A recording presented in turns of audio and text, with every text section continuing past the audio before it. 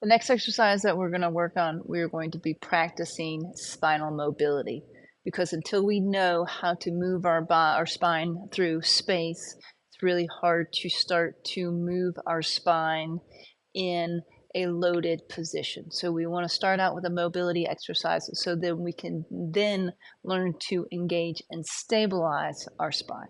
So we're going to do a simple cat-cow exercise.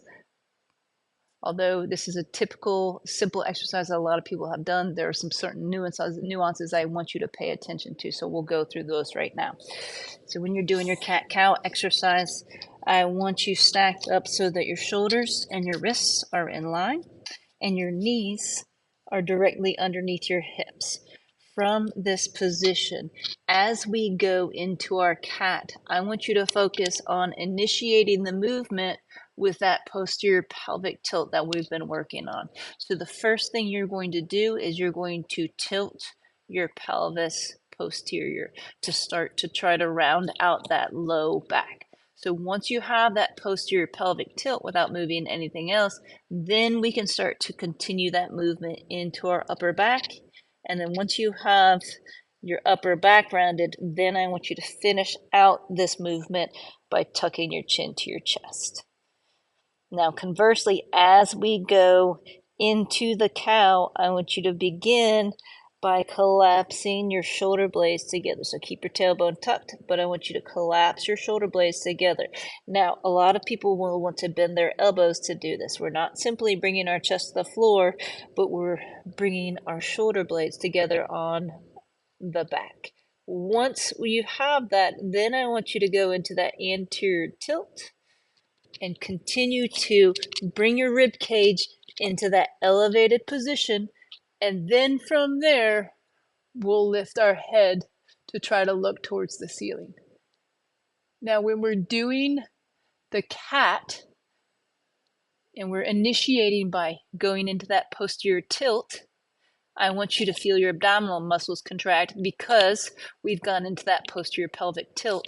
But the goal is to get as much round shape in our lumbar spine as possible, and then go into the thoracic spine and finally the cervical spine. Now, a lot of people will just simply lift their shoulders up and ignore the low back. Now, that tends to be the point that we're most stuck, so I want to really focus on that. So tuck the tailbone or go into that posterior pelvic tilt, and then from there, separate the shoulder blades away from each other and then tuck your chin to your chest.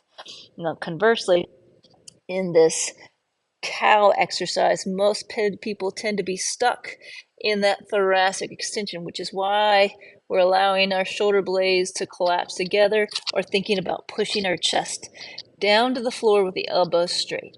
From there, I want you to start to go into that anterior pelvic tilt, elevate the rib cage, and then finally look up. You'll feel a lot of work happening in between the shoulder blades of that mid back, and that's exactly what we want because that's a spot where we tend to get very stuck and locked in this more of a flexion position than an extension. So take these real slow. There's no rush in this. I'd rather you go very slow and do fewer reps, really focusing on the movements, then go fast and speed through these and get more repetitions in. Remember, quality, not volume, is what's going to get us the best results.